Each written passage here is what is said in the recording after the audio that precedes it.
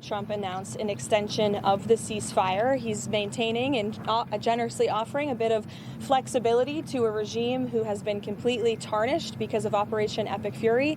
There's obviously a lot of internal division. This is a battle between the pragmatists and the hardliners in Iran right now, and the president wants a unified response. And so as we await that response, there's a ceasefire with the military and kinetic strikes, but Operation Economic Fury continues, and the effective and successful naval blockade continues as well of ships and vessels that are moving to and from Iranian ports. We are completely strangling their economy through this blockade. They're losing $500 million a day. The Karg Island is completely full. They can't move oil in and out. They can't even pay their own people as a result of this economic leverage that President Trump has inflicted over them. So he's satisfied with that as we await their response, and we will see. The president has not set a firm deadline to receive an Iranian proposal, unlike some of the reporting I've seen today. Ultimately, the timeline will be dictated by the commander-in-chief and the president of the United States. Clear then who is in charge in Iran and who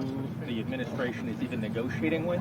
Well, we obviously know who we're negotiating with because our negotiating team has sat down with those individuals in person. But obviously, there's a lot of internal fraction and internal division, which, again, just proves the effectiveness of Operation Epic Fury in the first place. Their regime and many of its leaders for nearly 5 decades have been wiped off of the face of planet Earth. So, again, the president's offering them a little bit of flexibility because we want to see a unified proposal to the president's very strong proposal. And he's made his red lines very clear. Again, the United States maintains control over this situation, leverage over the Iranian regime. Not only have they been significantly weakened and obliterated militarily, but they are losing economically and financially every single moment that passes with this blockade. So the president is going to continue to lead the free world, to run the United States of America as we await the Iranian response. John. Thanks a lot, Caroline.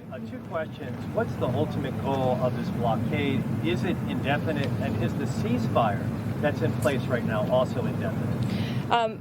Look, again, I'm not going to set a timetable for the president. He has not done that, and I won't. I know there's been some anonymous sourced reporting that there was maybe a 3 to 5 day deadline. That is not true. The president has not set a deadline himself. Ultimately, he will dictate the timetable. And again, he is satisfied with the naval blockade, and he understands that Iran is in a very weak position, and the cards are in President Trump's hands right now. On the issue of Virginia redistricting, because he weighed in this afternoon raising concerns about the results. Why didn't he campaign more actively against this referendum? Why not spend time on True Social encouraging people to vote no before the vote, then raise concerns after? That's a question that's political by nature. As you know, I'm not part of the president's political team anymore. I do sit here at the White House as a government employee. Look, the president has a lot on his plate, a lot on his schedule. He did host a telephone call prior to the election the night before, but he's made his position on the result of this election clear to all of us. Mary Bruce. The president is not setting a deadline with this ceasefire right now, but this war has already gone on longer than he said it would initially. How long should Americans be prepared for this war to go on? Well, look, I think President Trump ultimately will dictate the timeline, and he will do so when he feels is in the best interest of the United States and the American people. Caroline. Sure, go Thank you very much.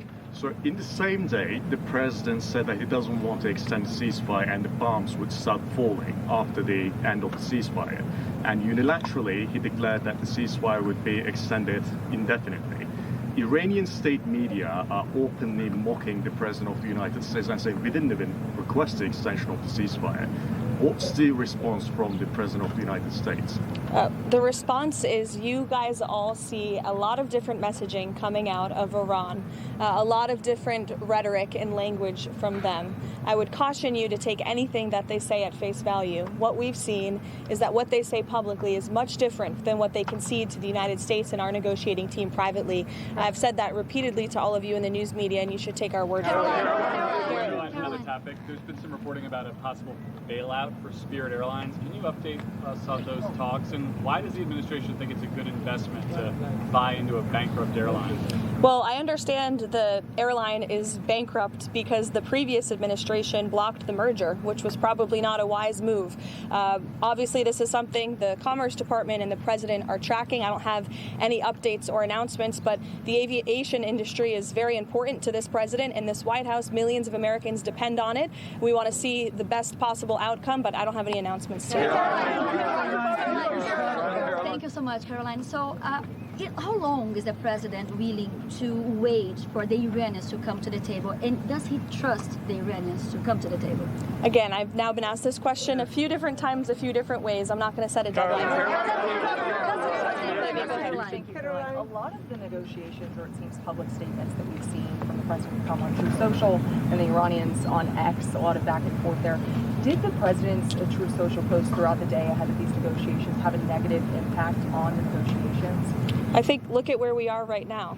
The president chose to extend the ceasefire because it's Iran who needs to get their act together. The United States and President Trump have been very clear in our demands and our red lines and what we need to see in the best interest of the American people and our country and our allies from the very beginning. So the short answer to your question is no. Does the White House have an understanding at this point of who inside of Iran will have the final sign-off upon a deal? The White House and our intelligence community certainly has a good understanding. However, we want to see a unified response and a unified proposal. To the previous question's point, you see a lot of different messaging on social media from many people within the regime, and a lot of that public nonsense is not what we hear from them privately. But again, we want a unified response, and that's what the president is awaiting. Again, I'll leave our intelligence community and the president to decide. Nick, go ahead. Thank you, Caroline.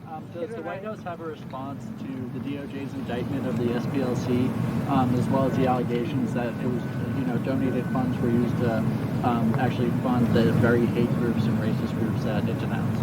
Yeah, I saw the indictment yesterday. I saw the acting attorney general and FBI director do a press conference on it. It was quite shocking to me to learn of the egregious violations of the law the Southern Poverty Law Center was committing. And I think that's a story that should be on the front page of every newspaper in this country because they've obviously been duping their supporters and the American taxpayers for far too long. It's a criminal organization, clearly, and that's not our DOJ saying that or Todd Blanche saying that. That's a grand jury indictment saying.